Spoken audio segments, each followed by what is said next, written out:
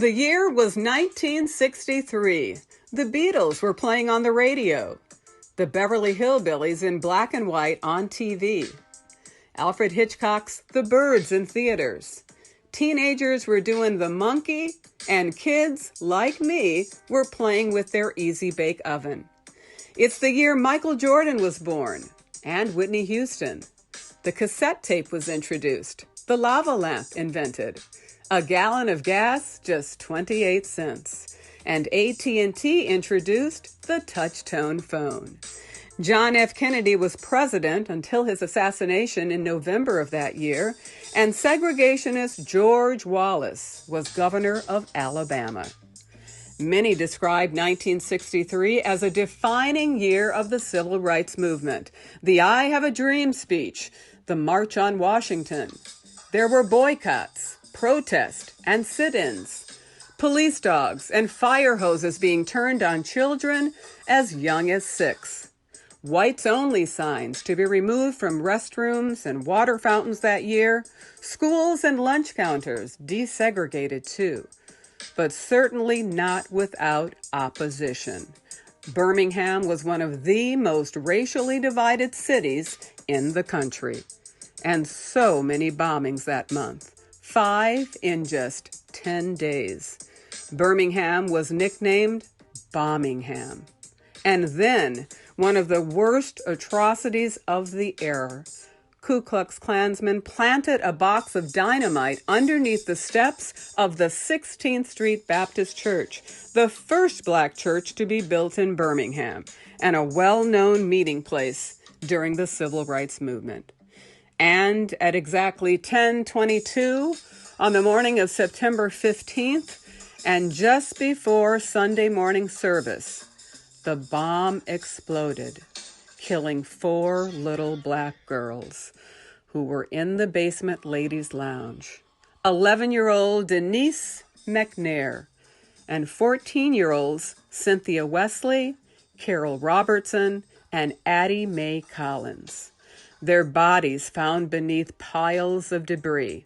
Their names seared in history. But there is another name you should know, a name that also should be written in history books, because she, too, was in that basement restroom on that fateful Sunday morning. Her name is Sarah Collins Rudolph, Addie Mae's sister. The explosion left her blind in one eye, glass still embedded in the other. But Sarah survived. And I am honored and pleased to introduce to you Sarah Collins Rudolph, the 5th little girl. Good afternoon, Sarah, and thank you so much for your patience.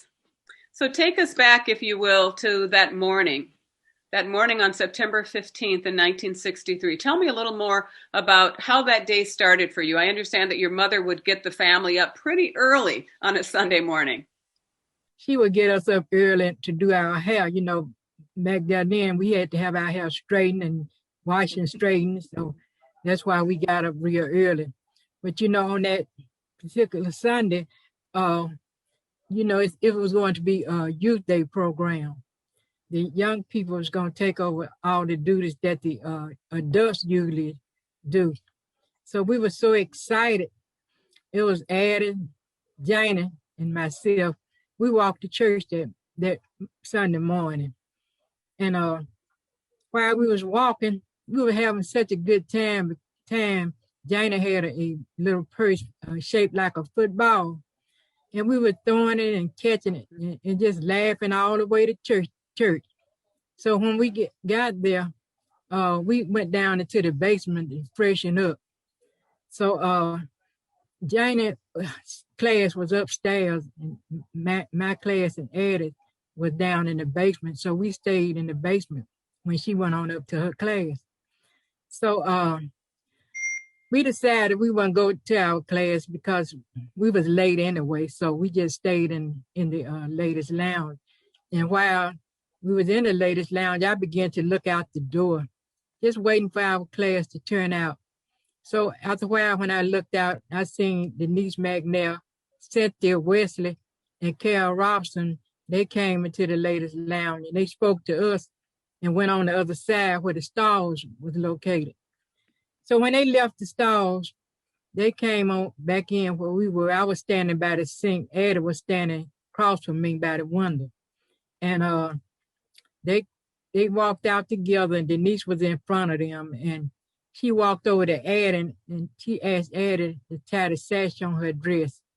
And when she reached her hands out to tie it, that's when I heard this loud noise, boom. And I said, Jesus, Addie, Addie, Addie. But she didn't answer. So I heard somebody holler, somebody bombed the 16th Street Church. And their voice was so clear, though they was inside the lounge with us. But right where they were standing, it was a big crater was blown into the latest lounge. And this guy that I heard hollered at, he told me who he was later on that year. He told me he was one of the deacons upstairs. And when he heard the noise, he decided to come down the steps to see what was going on. And when he began to take the steps, he looked and the step was blown away. So he jumped down and he looked into the crater and he seen me standing there. And he picked me up in his arm and he carried me to the ambulance. And the ambulance was already waiting. So they rushed me to Hillman Hospital. The name of it now is University. But when I got there, that's when I seen the lady told me that I was gonna have to lay on the cot because the eye doctor wasn't in, because I had glass all in my debris all in my eyes. And while I laid on the cot, that's when Janie came in, and I asked Janie, I said, "Where's Addie?" And she said Addie had hurt her back, but she was gonna come visit me tomorrow. So I said, okay. But I guess she was telling me that because she didn't want me to, really worry about Addie, But anyway, after they operated on my eyes, I went on upstairs and my mother was waiting on me. And that's when I found out. She told me that all the girls that was in the ladies' lounge with me, they was all killed. And I was the only survivor. So I stayed in the hospital a couple of months, but while I was there, they took the bandage off my eyes. And the doctor asked me, what do I see out of my left eye? I said, I see a little light. And he said, what do you see out of your right eye?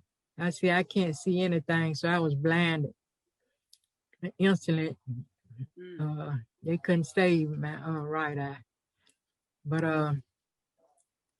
I stayed in the hospital and all I could do was just wonder, why did they kill the girls, sweet girls, and they didn't do anybody any harm, but they was killed just going to church and worshiping God. And I just didn't understand that because I was just 12 years old, and I just didn't understand why the girl was killed. But before they released me out the hospital, the doctor told my mother to bring me back in February because they were going to have to remove my right eye. Because if they didn't remove my right eye, I would go blind in my left eye. So today I still have, so in February, I went on and had my right eye removed and had to come back to school. And I was in a terrible condition, trauma, and I was nervous and fearful. The bomb had did some damage, to my nerves and everything. So I didn't get any counseling. No one counseled me. And back then, you had to go to school just in the same condition. And every time I would hear loud sounds of anything, I would jump. And just like, back there during that time, we had these cars backfiring. Every time I would hear a car backfire, I would jump. It was just something that I went through all while I was a young girl. But when I got older, finding jobs and things. I didn't want to work in Foundry because while I young, I just wanted to be a nurse, but I couldn't do that anymore. My nerves and thing was messed up, and I wasn't the same. Especially when I went back to school, I was an A student, but my grades had dropped, so I had to get odd jobs. And so you said that they did not offer you any type of counseling because that was a very traumatic experience, of course, that you had gone through. So have you since then, have you found a need to get counseling? Are you still impacted by loud sounds that you hear? And because I know that you still live in Birmingham or right outside of Birmingham. Does any of that stuff still impact your life in any way? Yes, like I said, I still have a piece of glass in my eyes, and I still jump when I hear loud sounds, and it's just something that's embedded in my body because of the fact that bomb was so loud. My husband, his church was on the south side then. He said, and our church was on the north side. He said it shook his church up. The explosion was so loud. And people all across the Birmingham area, they felt the vibration of that bomb. Wow. I don't know what kind of bomb it was, but I know it was just, I was just really surprised. I didn't go deaf because it was real loud. Mm-hmm. Yeah, I read one recount that said there were 12 sticks of dynamite and another one that said 15. So whatever the case, it was a lot. It was a lot. Yeah. And you come from a pretty large family. Tell me about your family. It was 6 girls, and I had two brothers. 6 girls and 2 brothers. And was it just Janie and Addie Mae that went to church with you that morning? Johnny left early that morning. She got the bus because she had to play the piano for the youth day program. So she left real early. Wow. Okay. And your mom and dad didn't go to church on that particular Sunday? They didn't go to church because most of the time when they leave, they choose you to just go to church. We was headed out to Sunday school, so she never did make it there. Tell me a little bit more about Addie Mae. What would you want people to know about Addie? Addie was very sweet. Everybody loved Addie. I never heard her say anything about anyone. She was just like a little angel. And we was real close because our age was so close together. And my other 2 sisters, their age was together because they was upstairs on that day in their class, but our class was together. And she was real nice. She loved art work, and she liked to play baseball because she would come out when we lived in a neighborhood where there was a lot of kids, and she would always come out and want to play baseball, and we played different kind of games. It's a very sweet girl. It took some time for those 4 gentlemen to... Robert Chambers, he was convicted in 1977, but the other 2, Robert Frank Cherry, he was convicted in 2001, and also Thomas Blanton. So it took really 39 years for them to be convicted. And the state of Alabama, they knew who they were because they gave Robert Chamberlain a nickname. They called him Dynamite Bob, and they called they called him Cherry Bomb. But they never did convict them. They had lived their life. They had a good time, but they didn't give the girls a chance to live their life out. And I always wasn't satisfied with the fact that they lived their life for 39 years, and the girls was dead instantly. Yeah, that somehow doesn't seem fair, does it? And I think the last man actually died last year because he was going to be up for parole this year. I think he was denied Yeah, parole once. Yeah. that was So wrong. he is no longer living. Yeah. Now tell me, did you ever get any type of restitution? Did you ever get any type of compensation for what happened to you? I never did get anything. You know, We can't hear you again.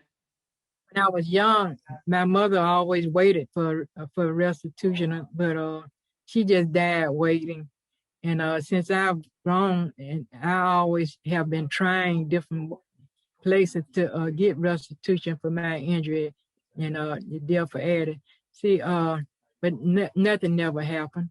Hmm. When the state of Alabama was involved in all the racist violence that was going on, Governor Wallace, he promoted a lot of racist uh, words, and also Bud Connor was the chief commissioner, and he always wanted to talk about races. You know, he and Governor Wallace, when he went into the schoolhouse doors, he said segregation now, segregation tomorrow, and segregation forever. So he was the governor, so he was involved in all the racist thing that was happening. I understand from reading your book and that you've kind of come to a place of forgiveness and actually a place of hope. Talk more about that. Like in retrospect, somebody's asking a question: what do you want the next generation to learn from this? Like where do we go from here after something so horrific happened? Where do we go from here? Can't hear you again. Tell the young people to continue to protest and also get out and vote, you know, because so many people lost their lives trying to get these rights. So I just want to tell them to make sure that they go out and vote because we had to go through some things back there in the 60s to get these rights. And also pray and keep God in it. And that's the most important thing. We're going to have to keep him in it. It took you a while. You kind of went through some pain and some suffering and some not so great relationships and a lot of things that probably had something to do with that trauma that you dealt with at such an early age. But there is hope, and you are joyful now, in spite of what happened to you in 1963. There's somebody asking, they want to know if you actually met Dr. King. I know he spoke at the funeral for the girls, but did you meet him at all? I didn't meet him because I was still in the hospital when they had the funeral. But my brother told me some things about him. You know, when my brother came from up north to attend the funeral, he was so angry about what had happened to Ed and me, and he told King that he was gonna go out there. We had a knife, and he said he was gonna go out there and kill a bunch of. He said he called a name. I'm not gonna say it here, but he said that he was gonna kill a bunch of them. But Martin Luther King told him, he said, "Don't do it, son." He said, because you go out and do that, you'll make yourself just like them. He said, "Don't do it. Don't do it." Mm-hmm. There's another question from Anne, and she wants to know, she says, Miss Rudolph, do you have any advice for white folks who want to help end systemic racism? I just can tell people that that's racist. It's time for them to start loving each other and stop looking at color, because we all human beings, and because God made us, he made us in our image, and it don't make sense to hate people because of different kind of race, because we didn't make ourselves, God made us. So we got to lay aside all this hate and start doing the Christ-like way. Love is of God and hate is of the devil. So we got to practice just loving each other and caring about each other. Mm-hmm. Both your parents have now passed away, right? Yeah. And what about your brothers and sisters? Are they still in Birmingham? both of my brothers have passed, and I have two sisters here in Birmingham, and I got one that stayed in San Antonio, Texas.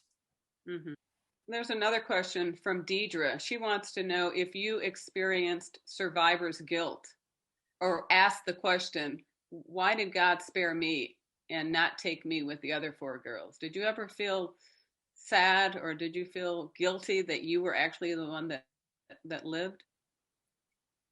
I never felt like that. When the bomb went off, I was standing away from them.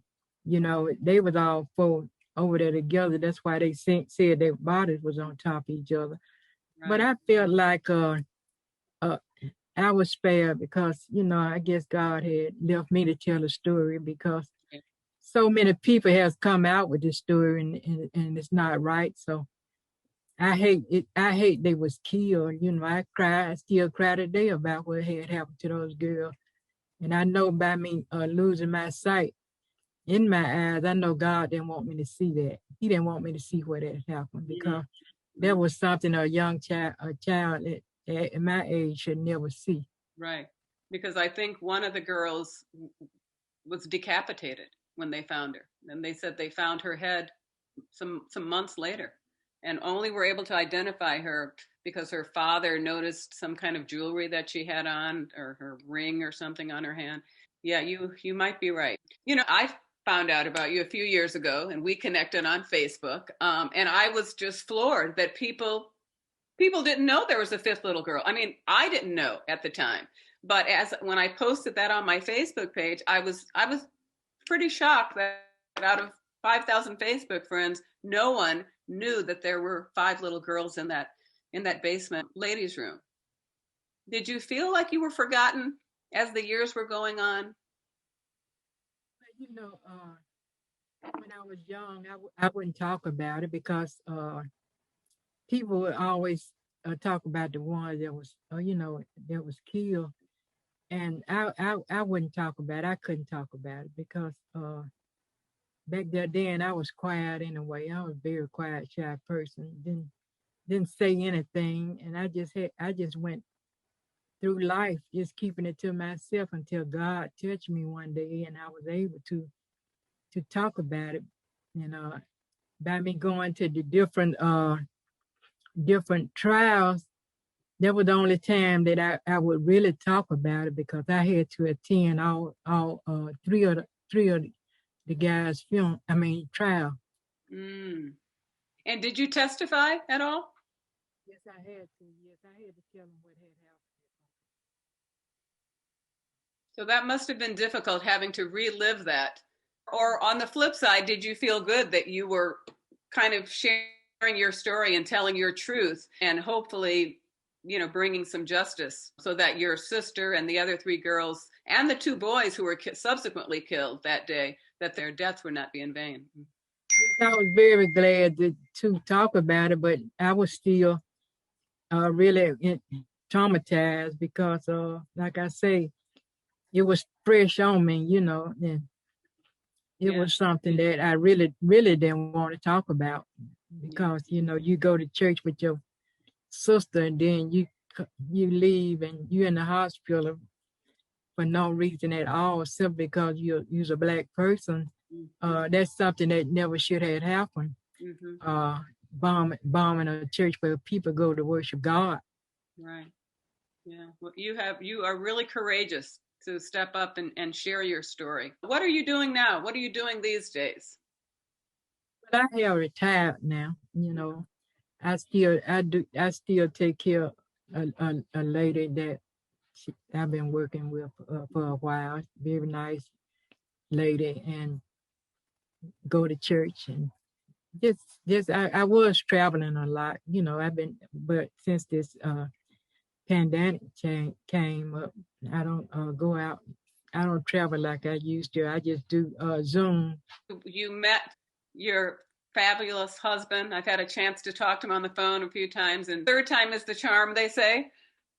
Yeah, during that time when I was married, God didn't send those men. I guess I was choosing those myself, but God sent him. You know, we went to school together. We finished finished Parker High School in 1969.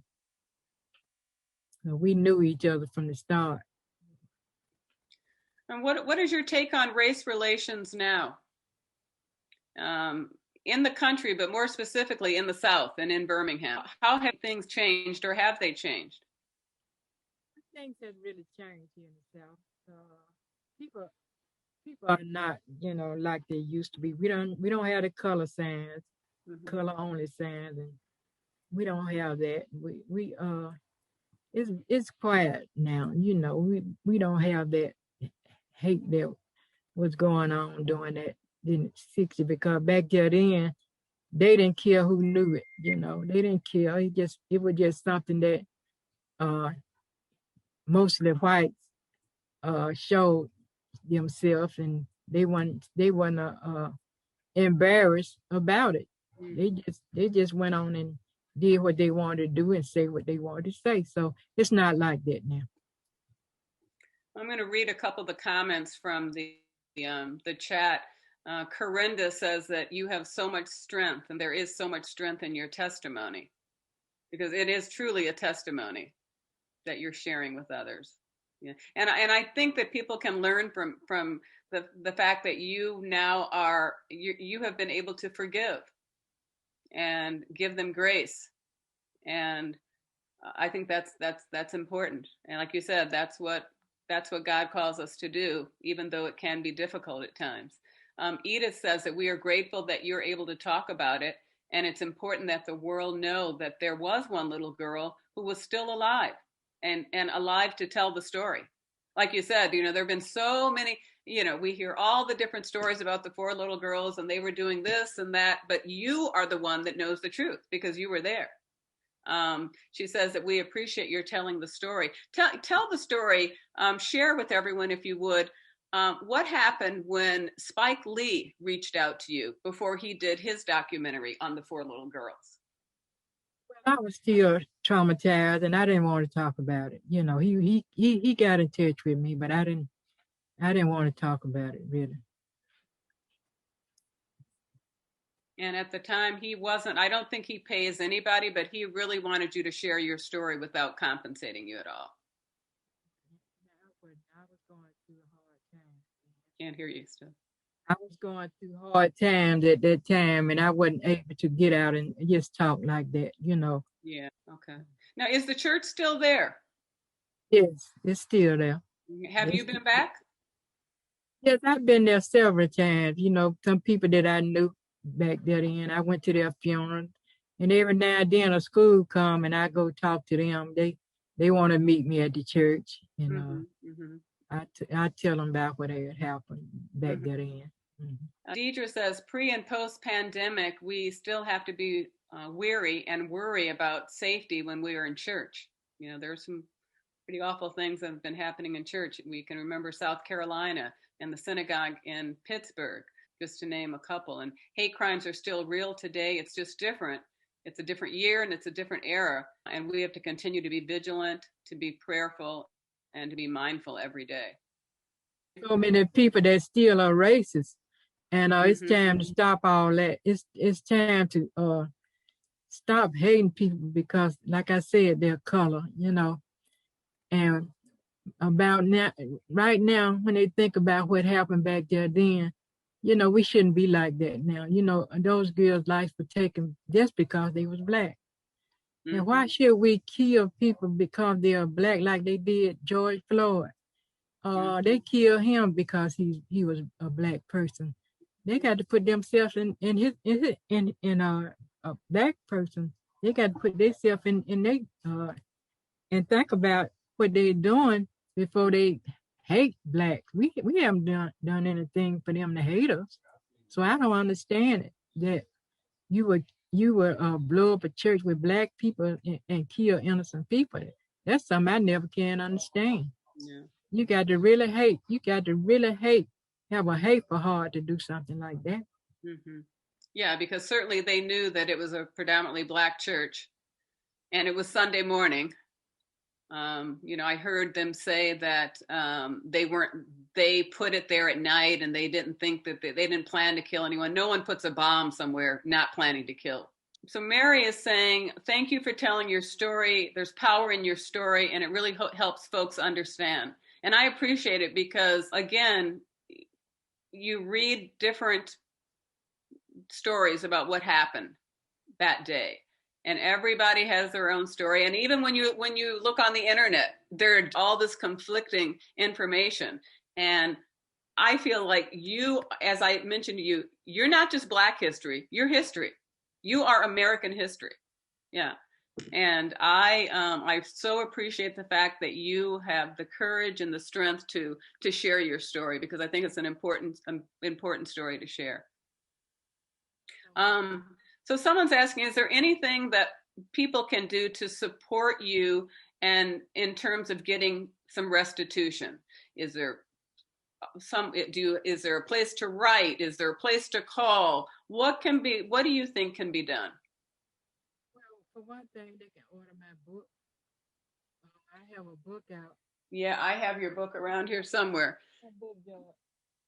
Yeah, it's a really good book because there's just a lot of information in there, not just about that day, but just about what was going on in the world at the time and your family situation. And I think it's really interesting. And then you go into like your different relationships, and I think it's very well written, and I enjoyed it. Yeah.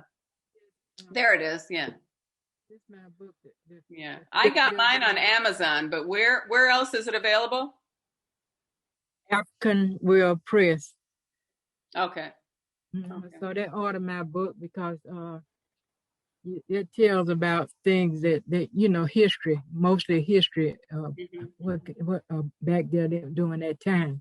Mm-hmm. So please order it from African World Press, Amazon, and they can order it. Okay. And is there anything else that people can do if they want to help you in your fight to get compensation, restitution? Is there anything else that can be done? Yeah, they can write out our government and tell our government, I need restitution today.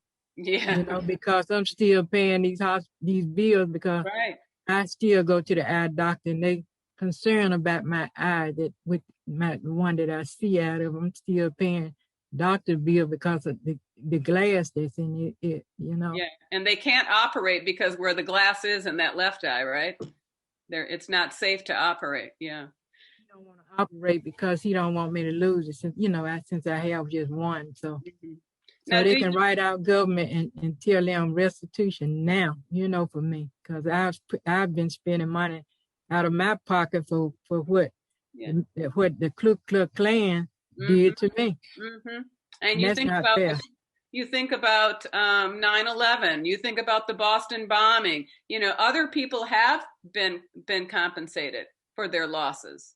Yeah. So certainly, I agree that you should be as well. Yeah. Let's see. Yeah. So people are saying they're going to definitely order your book and believe that you should have some kind of restitution.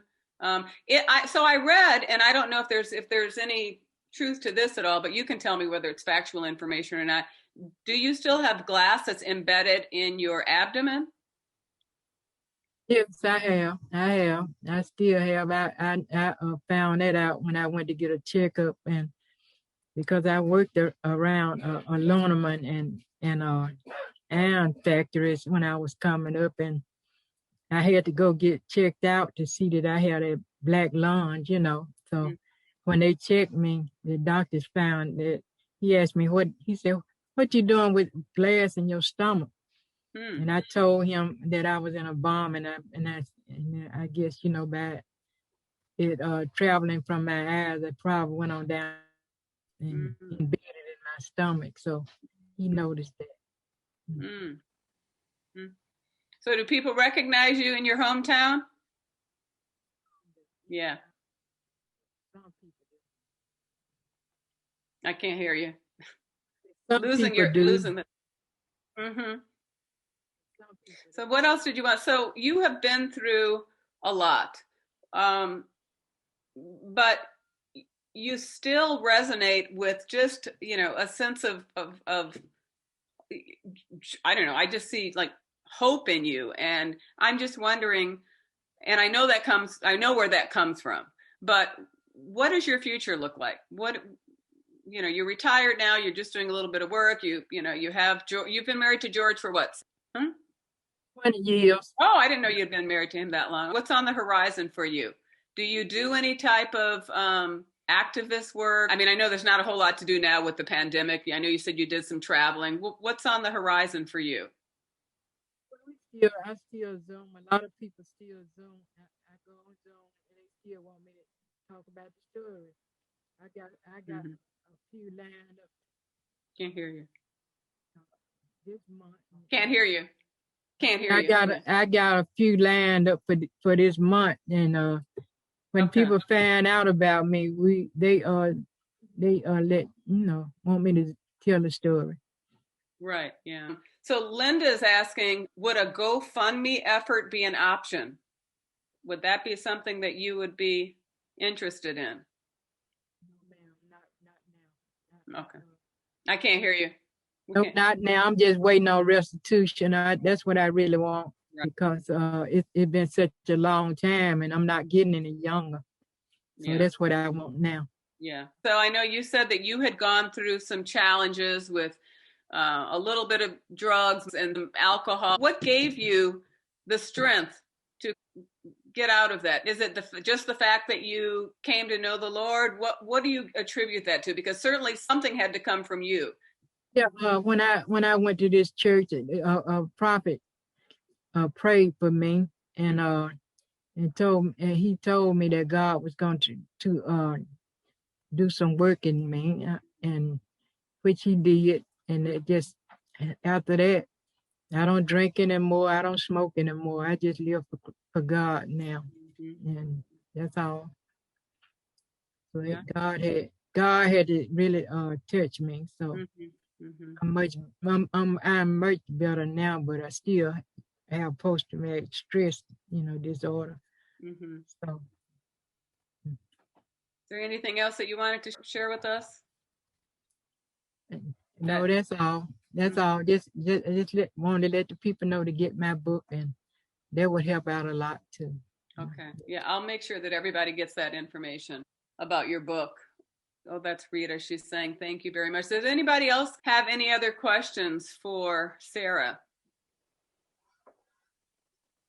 Yeah, Dina, this is Deidre. I just want to say that Ms. Rudolph, you're just an amazing woman, and I think this is a perfect time to hear from you during Women's History Month, because you represent the best of women in our nation's history. So much. And I'm just wondering, is there anyone specific that we could write to in the government? Yeah, you can write Kay Abbey. Oh, the governor. That's Kayivey. Kay Abbey. She the governor now of Alabama. So you can write him and her. You can write her and let her know it's time for restitution now, because it's overdue. I agree 100%. Thank you for that name. Yeah. And what about congressmen also in your district? You can't hear you. Can't hear you. No, not the Congress lady. It'll be best to come straight from the government, because I deal with her, the Congress lady. Okay. But I'm waiting on the governor now. Or senators too, or the others. So okay.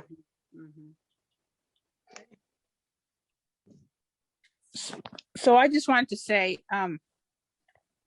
just thank you so much. I remember, even though I knew the story, but I remember going to see the version that Spike Lee did. And even though I knew what was going to happen, it rendered me speechless for like days. And I talk a lot. And I'm wondering why this time, what not inspired you, but why did you feel like now was the time that you needed to write this book? And I too am shocked to know that there was a fifth little girl. The book has been Can't written. hear you. Can't hear you. The book has been written for a long time, but it just finally got to the press, you know. So it was something I thought of a long time ago, but it just finally got somebody to, do the press and release it. Okay, you guys can look in the chat. Katie put Hillary, can you look in the the link chat to and get purchase where the we book. can get the book from? Yeah. Dina said, I called Dina. Huh? Sadie, I'll give you the information. Huh? I'll give you. I can share the information with you if you can't get it out of the chat there. Okay, thank you. I'll share it with you this week. Okay. Miss Rudolph, this is Don Craig. I met you back in 2018. You came here to Virginia, to the Virginia Black History Month Association's gala and spoke. And it was truly a pleasure. I'm so glad I was able to get on this call today. But I wanted to know, have you received any legal assistance, attorney assistance for your fight for restitution?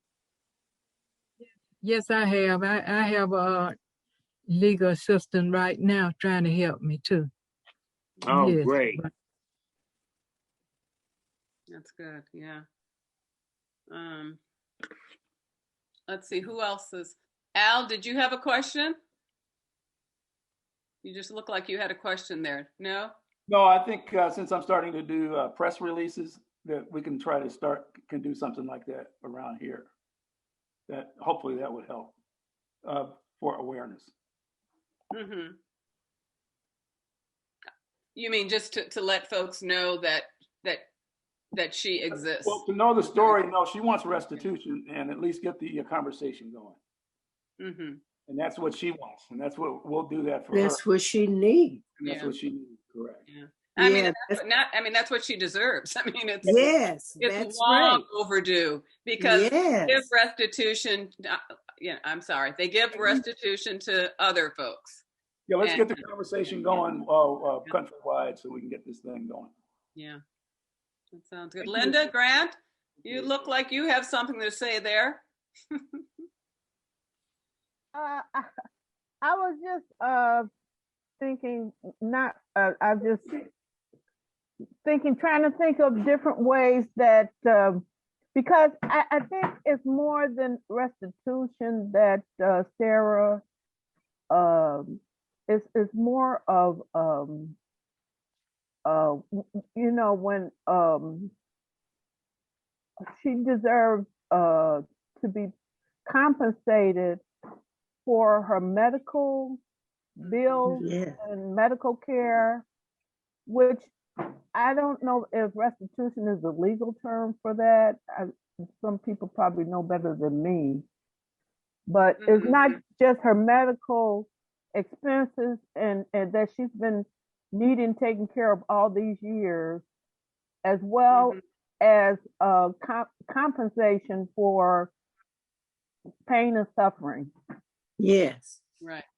And restitution is like something different from, I thought restitution was something different. However, I do agree that she deserves restitution. But she needs to be compensated for pain and suffering, and as well as for her medical bills from the past, as well as for the future. Yeah. And so, Mm-hmm. Yeah. So that's all. That's what I was trying to think of.